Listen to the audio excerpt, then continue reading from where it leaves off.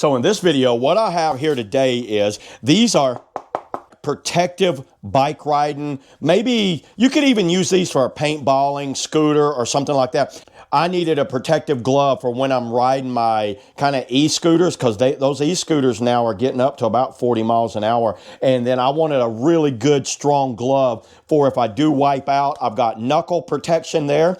I've got palm protection right here, but I could still use the phone. You guys see, I can still use if I need to use the phone, I can use the phone. I can open apps with these right here. So it works for using your phone. That is a very handy feature right there. They've added a little bit of material right in these 3 fingers for gripping, and then they've covered the knuckles up. So if you hit your knuckles while you're bike riding, whether it's mountain biking or maybe even motorcycle, dirt bike riding or something like that, it's going to work. It's not going to like hit into the knuckles there. And to put them on, it's a basic type of cinch system. I've got mine in an extra large. I've got kind of wide hands, and I think these fit very true to size. You can see how the wrist cuff goes around. There's a little hanging tab right here if you want to hang them up to dry.